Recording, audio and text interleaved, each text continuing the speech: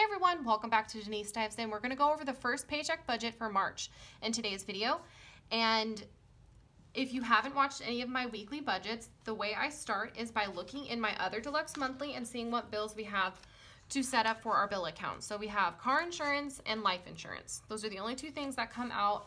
I'm lucky enough to have most of my bills very staggered, so I don't have to save money every single week for my bills. I can just pay the ones that are up that week, and they're usually under $300, and that's perfect for the amount of money I have to work with. So they just work out that way. My mortgage gets taken out when we get our bonus checks, so I don't have to worry about setting aside a certain amount every single week for our mortgage, which is nice, because otherwise I would. If we didn't get a bonus check, I definitely would have to set aside like $200, $215 every single week to make the mortgage for the next month, because when I save the mortgage for this month, it'll be for next month. So just a little side note, this week is just car insurance and life insurance, and then I also look at my budget items.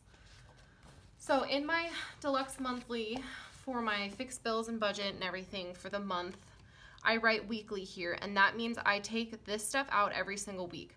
Dominic's care is the only one that's a little bit weird, and I separate out a little different in there. So this includes his after-school program, as well as paying my mom to watch him twice a week overnight, and that just covers any food or anything he needs.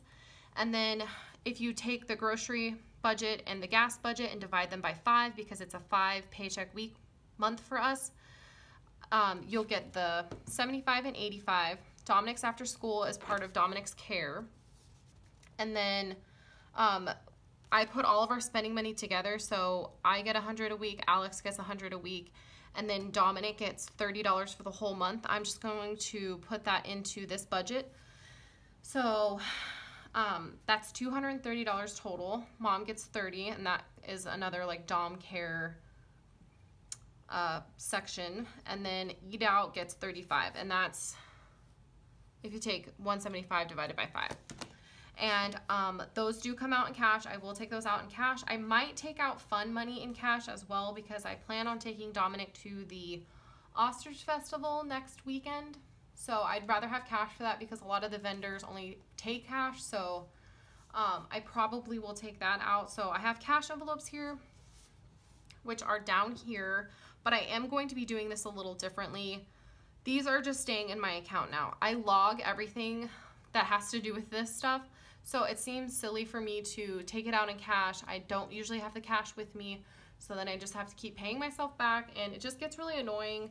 I'm going to try it this way. If I hate it, I'll switch back. I kept my little green envelope thing, but for now, these are just in my account, and I do have to account for them at some point during the month, so I'm just going to do it now. If you take the 30 out of the 305 that I have budgeted, it's 275. So I'm going to put the 275. Cash envelopes are completely funded for the month.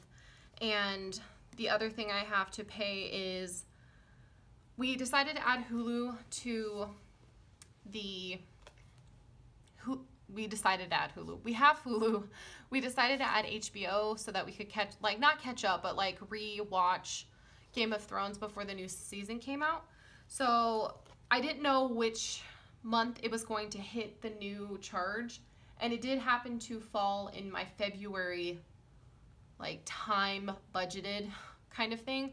So I'm just going to put that as like a extra expense that we have for this pay period. So it's $18.11 is the difference.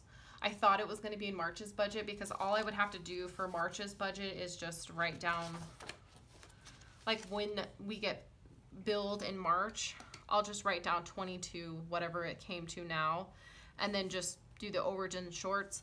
But because it came out in February and I already kind of closed out February's budget, I needed to account for it somewhere. So $18.11 needs to come out of this paycheck as well.